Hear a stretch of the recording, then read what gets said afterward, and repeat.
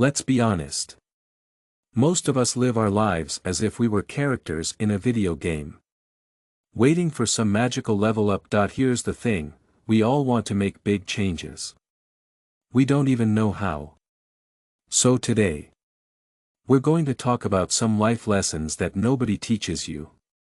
If you don't learn these, it'll be really hard to make any real changes. Here's the catch, if you don't learn these things, it'll be as impossible as folding a fitted sheet. But don't worry. I'm not here to preach or sugarcoat anything. I'm here to tell you the hard truth. Share some personal experiences. Maybe even make you laugh or cry in the process. Let's get started before your coffee gets cold or your cat jumps on your keyboard. Ready? Let's go. Sometimes hard work doesn't pay off. Okay. Let's start with the topic that will probably cause some disagreement. Hard work doesn't always pay off. I know. This will upset motivational speakers. Let's be realistic. How many of us work really hard on something, only to get nothing in return, while someone who seems to have just stumbled into the room gets everything handed to them? It's frustrating. Let me explain. You are a picture. A few years ago, I had a very boring office job. I was the person who said yes to everything. Do you need me to stay late? Sure.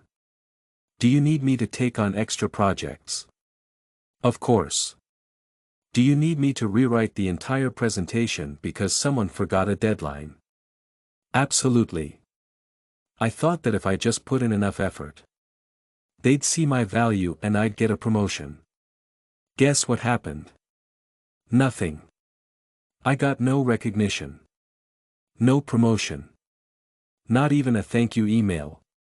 Meanwhile, this guy, let's call him Chad because of course his name was Chad, barely did the minimum. Somehow, he managed to get ahead by being friendly with his boss. It turns out that Chad's golf games with the boss on Saturday mornings were worth more than all the hard work I put in. Then I realized that hard work alone is not the key to success. It's not fair. Life isn't a math problem where effort always gets results.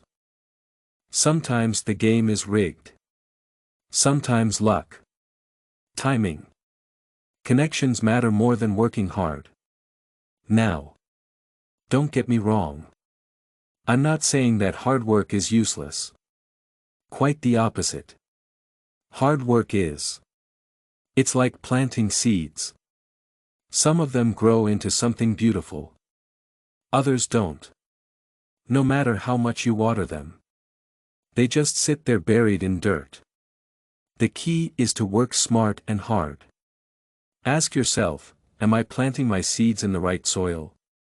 Am I working towards goals that actually align with what I want out of life? Back in that job, I realized I was working my fingers to the bone for someone else's dream. When I finally left, I took that same work ethic and poured it into something that mattered to me, my own projects. My own goals. That's when things started to change. The hard work I put into building my dream paid off in ways that working for Chad and his golfing buddies never could. I learned that effort isn't about working harder for just anyone. It's about working harder for yourself. Here's where it gets deep. Sometimes hard work doesn't pay off at all. That's okay. 2.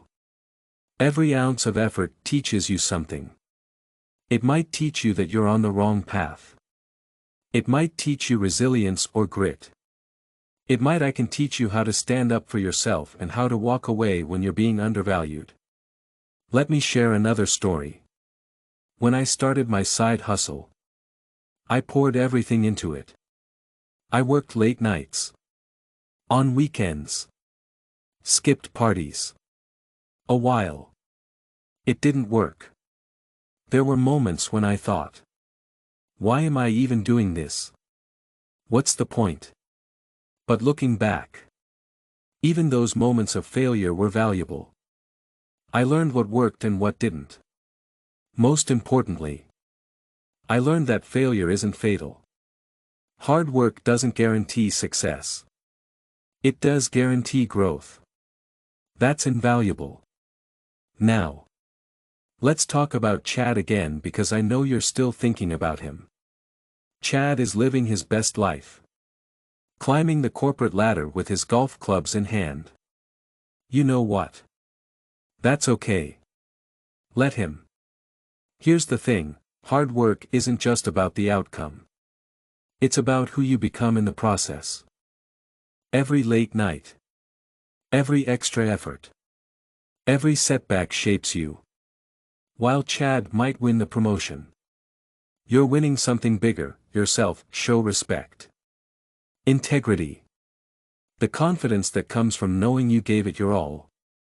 It's important to understand that hard work doesn't always pay off the way you want it to. But it's never wasted. It teaches you something about life. About others. And, most importantly, about yourself. If it doesn't work out, maybe try golf. You never know who you'll meet on the course. Time is your real currency. Let's talk about something we all waste but can never get back, time. Everyone says that time is money. Time is more valuable than money. You can make more money. You can't make more time. Yet, most of us treat our time like it's worthless. Just throwing it around like it doesn't matter. Spoiler, it matters. Here's the controversial part, you might think you're spending your time wisely. Chances are you're wasting a lot of it on things that don't align with what you really want. I learned this the hard way a few years ago. I was in a job I hated for 2 years. Why? It was safe. It paid the bills. Had benefits. Looked good on my LinkedIn profile. Every day, I'd sit in my cubicle and stare at spreadsheets. Feeling my soul slowly shrivel up. I kept telling myself, just tough it out a little longer. But one day, I realized something. I was trading hours of my life for a paycheck that didn't even make me happy. Here's the kicker, I thought I was being responsible. Really? I was just scared. I was scared to take a risk and try something new. Something new. I'm scared to waste time chasing my dreams. Ironically, I was wasting time playing it safe. Let's get even more real. Think about how you spend your time every day. How many hours do you spend scrolling through TikTok? Binge watching Netflix? Doing things out of obligation because you're too afraid to say no.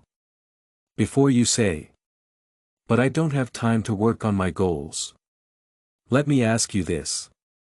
How much time did you spend stalking your ex's Instagram last week? Here's the brutal truth. Every time you say yes to something that it doesn't matter, you're saying no to something that does.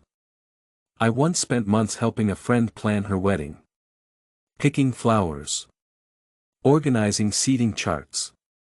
I thought I was being a good friend. Honestly, it was draining. It wasn't even my dream. I could have been using that time to work on my own projects or to sleep. Here's the deeper message, time isn't just about being productive. It's about intention. Are you spending your time on things that make you happy? Are you investing in relationships that matter to you? Give yourself time to rest. Dream. Be. I'll never forget something my grandmother told me before she died. She said that when you get to the end of your life, you won't care about the money you made or the things you bought. You'll care about how you spent your time and who you spent it with. That hit me like a ton of bricks because it's true. We live like we have all the time in the world. We don't. Here's the controversial part, if you're spending your time on something that doesn't align with your values, stop. Quit the dead, end the relationship that's toxic for you. Skip the party you don't want to go to. People will call you selfish. That's just because they don't understand how important your time is. You can't get it back. Why waste it trying to please everyone else? Let me give you a little homework. After this video, take 5 minutes, just 5, and write down how you spent your last 24 hours. Then ask yourself, was this worth it? Did it bring me closer to the life I want? If the answer is no, it's time to make some changes. Time isn't just money, it's your most valuable asset. Once you realize that, you stop spending it recklessly and start treating it like a treasure. If you've spent the last few minutes watching this video, good news, you just made an excellent investment. Now go spend the rest of your time wisely. At least better than Chad from Lesson 1. 3. You can't fill an empty cup. Let's talk about self-care. I know it's become such a popular word that it's used as an excuse to buy bath bombs and watch a lot of reality TV. But here's the thing, you can't pour from an empty cup. If you're thinking, yeah, I've heard this before. Let me tell you some uncomfortable truths. Taking care of yourself isn't a luxury, it's something you must do. Yet, we live in a society that celebrates burnout as if it's something positive. It's a badge of honor. Work 80 hours a week. Always be working hard. Never take a day off. Never stop trying. Meanwhile, your mental health is suffering. Your body is showing that it's struggling. A couple years ago, I said yes to everything: extra work, volunteering for events, helping friends move, babysitting, planning their vacations. I thought being the go-this person made me valuable. Spoiler alert, it made me miserable. One day, I hit a wall. Literally. I fainted in my kitchen while trying to make coffee because I was exhausted. Picture this.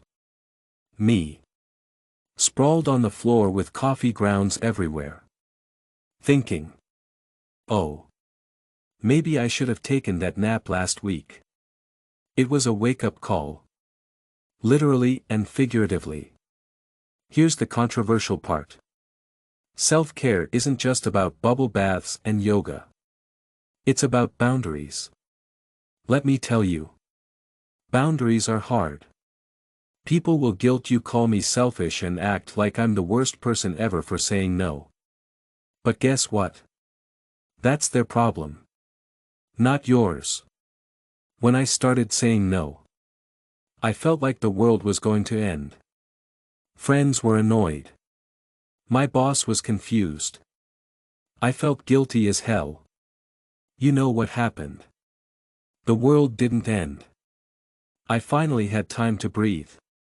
I took time to rest and focus on what was important to me. Here's a way to think about it. Imagine you're a cup. Every time you give your energy, time, attention to someone else, you're pouring from that cup. What happens if you never refill it? You're running on empty. And let me tell you, trying to help others when you're completely drained doesn't make you a hero. It makes you a ticking time bomb. Here's the hard truth: if you don't take care of yourself, no one else will. The world is perfectly fine with taking everything you have to give until there's nothing left. That's why self-care is important. Self-care isn't selfish, it's a matter of survival.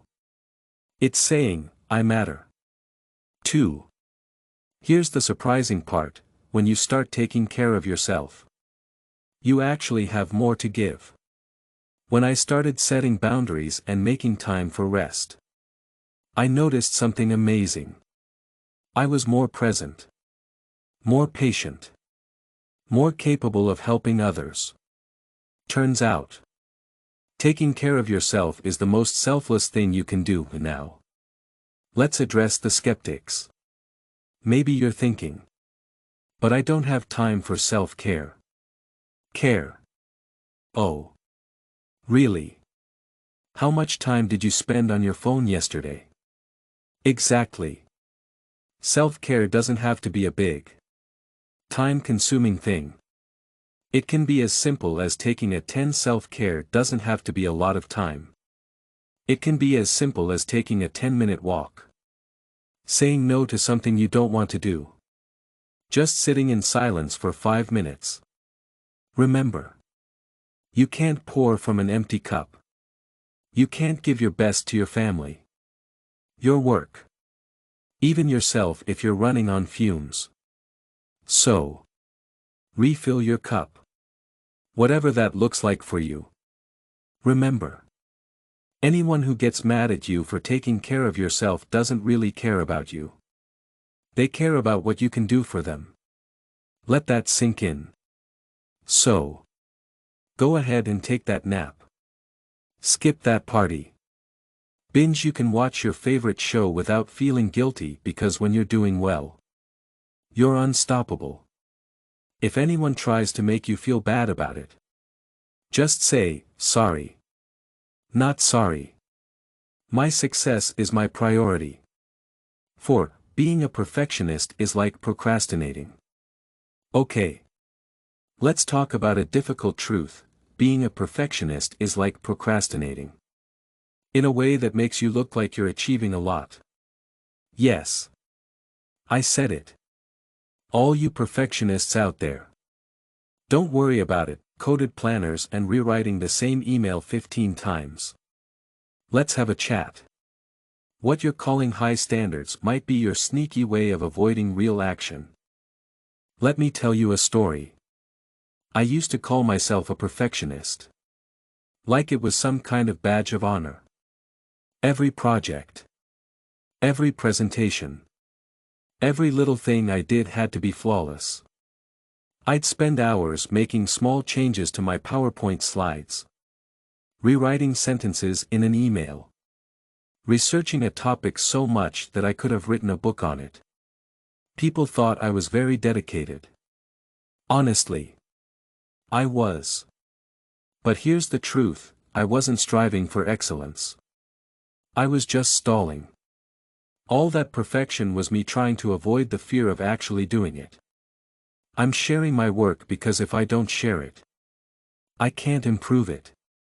Here's the controversial part. Being perfect isn't about being your best. It's about fear. Fear of failure. Fear of criticism. Fear of not being good enough. Instead of just starting or finishing something, we hide behind the idea that it's not ready yet. News flash. It'll never feel. I learned this the hard way. I spent months working on a personal project. I rewritten and revised it many times. I even scrapped it and started over. Then one day, a friend told me something that made me realize something. She said, "You know, the world can't see your perfect project if it's sitting in your drafts folder." That hit me like a ton of bricks because she was right. I wasn't making it better. I was just avoiding the scary moment of letting go and risking failure. I finally hit submit, and guess what? It wasn't perfect. People noticed mistakes. Gave me feedback. Even criticized parts of it. Here's the kicker, none of that mattered. The world didn't end. More importantly, I realized that it's better to finish something than to make it perfect.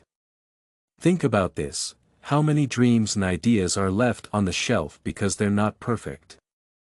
Are your projects stuck in limbo because you're too busy trying to make them perfect?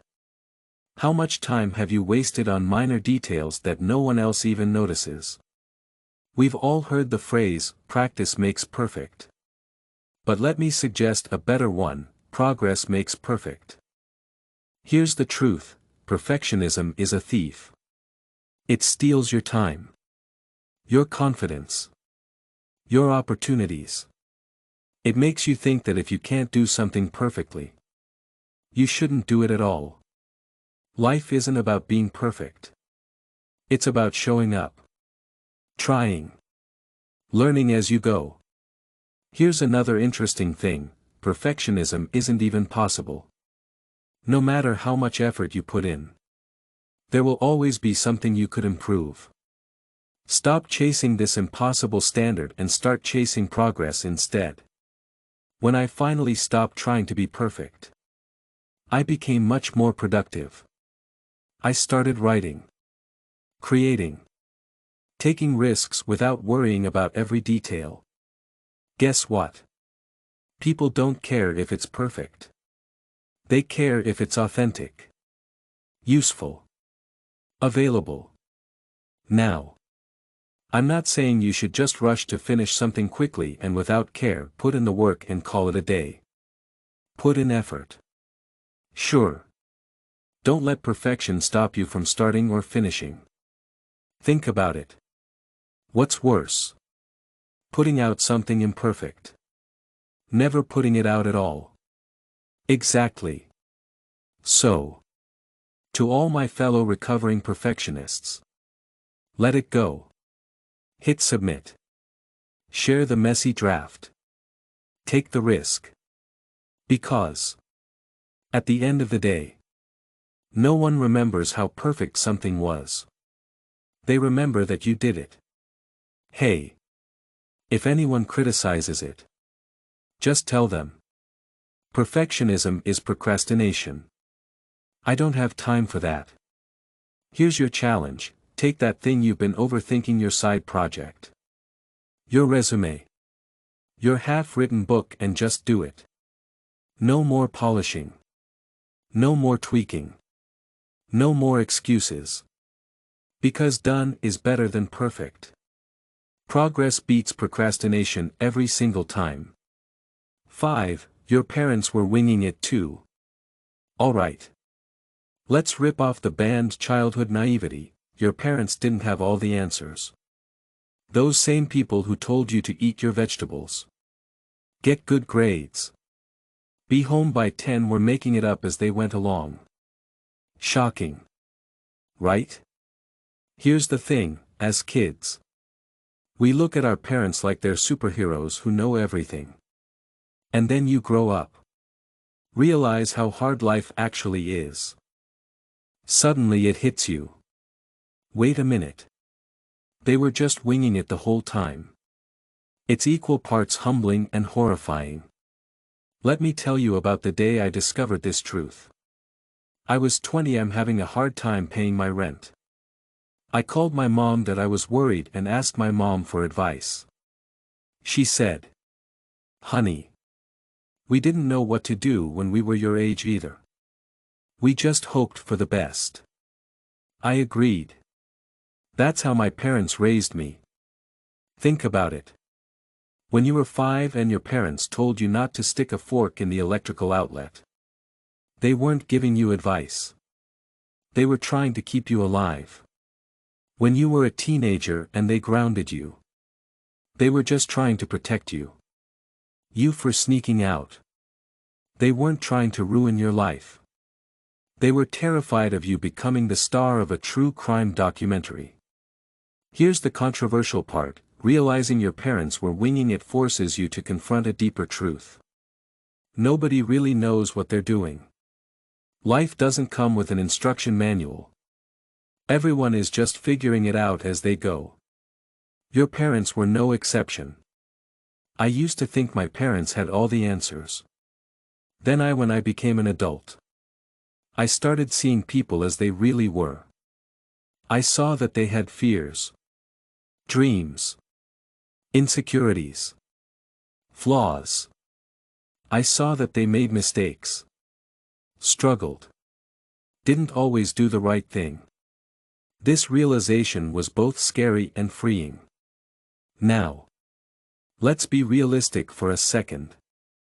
Imagine being handed a baby and being told, "Congratulations.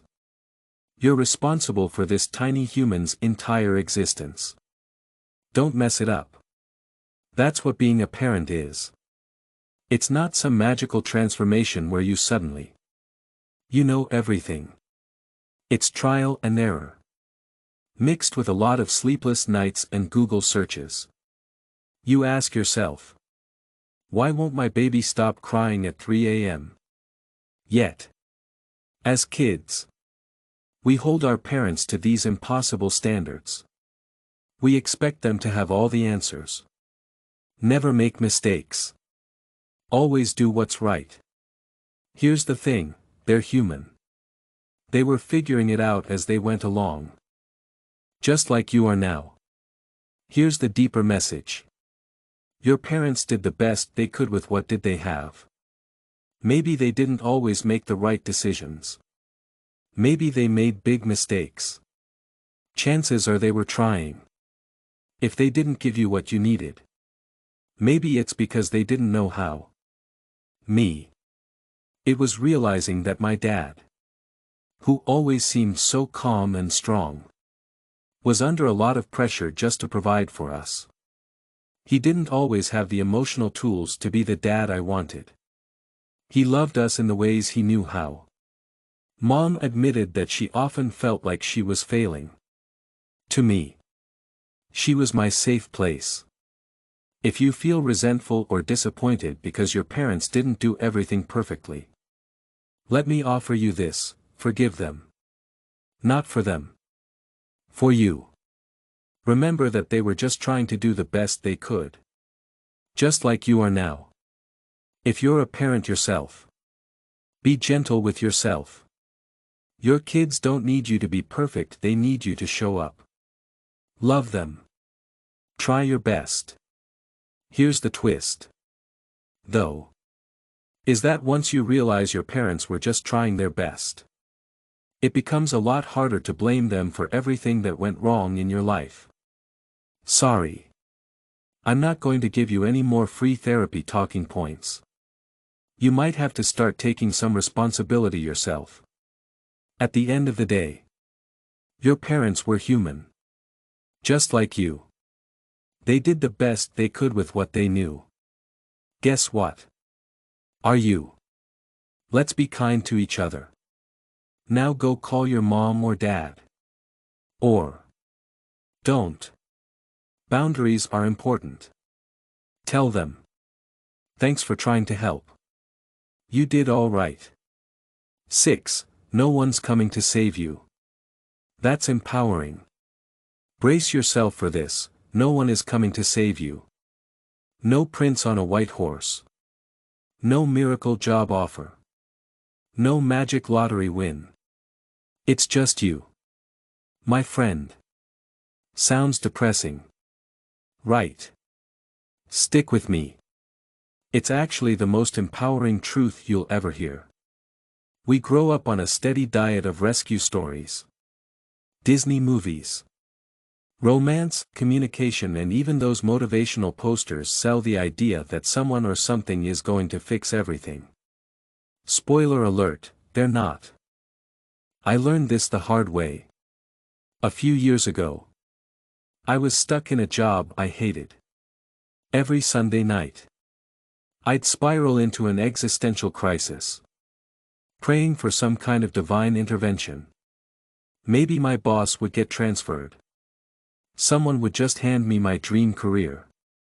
Guess how that worked out? It didn't. Here's where it gets real. Nobody is obligated to save you. Not your boss. Not your parents. Not your partner. Not the universe. Once you accept that, something incredible happens. You realize that you are the hero of your own story. Here's the controversial part. Waiting for someone to save you isn't just unrealistic, it's passive. It's like giving away your power. Your agency. Your ability to change your own life. It's like sitting in a sinking boat and yelling, "Someone, come plug the hole," when there's a bucket right next to you. When I finally got tired of waiting for a magical solution, I made a terrifying decision. I quit that soul-sucking job. No backup plan. No safety net. Just me and the shaky belief that I could figure it out. You know what? It was hard. Like ramen noodles every night. Crying on my bathroom floor hard. It was also the moment I realized how much power I had to shape my own life. Think about this.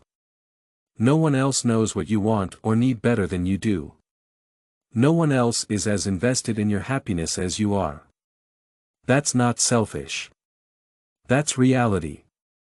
Why are you waiting for someone else to solve problems you don't fully understand? Look. I'm not saying you shouldn't ask for help. Community support and mentorship are essential. There's a big difference between asking for help and expecting someone else to do your work. Here's the truth, when you realize no one's coming to save you, it forces you to take ownership of your life.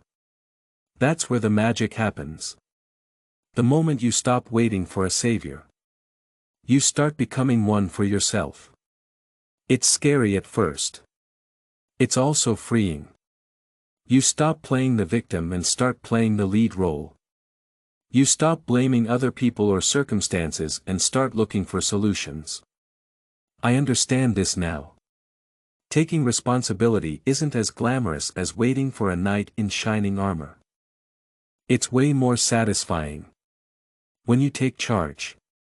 Every success, big or small, feels like a huge victory.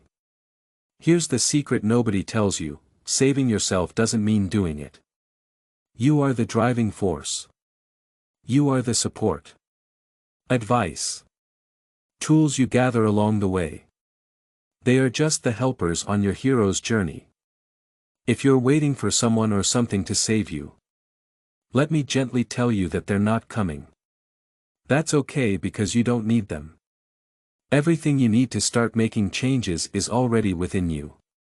If you're still thinking, but what if I fail? Let me tell you this: failing while trying is better. Don't stay stuck waiting. When you try, you're moving forward. Even if you fail, you'll still be closer to your goals than if you hadn't tried. So, take action. Be your own hero. Stop waiting. Start doing. It won't be easy. It won't be perfect. It'll be yours. When you finally save yourself and look back at how far you've come, you'll realize something incredible: you didn't need anyone to save you. You had it in you. You all have been following this advice, right? Now go out there. No matter what you're wearing, start saving yourself. You can do it. Cheers to being in charge of your own story. That's all for today. We talked about some hard truths. Had a few laughs. Maybe even cried a little. If you're feeling a little upset right now, that's good. It means you're paying attention. Remember, life isn't about having all the answers. It's about asking the right questions and having the courage to keep moving forward. Here's the most important thing to remember: the lessons we've talked about today. We're not here to make you feel bad. We're here to set you free. Whether it's letting go of perfectionism, taking responsibility for your own happiness, forgiving your parents for not being perfect. These truths are the keys to living a life that's real, messy, completely yours.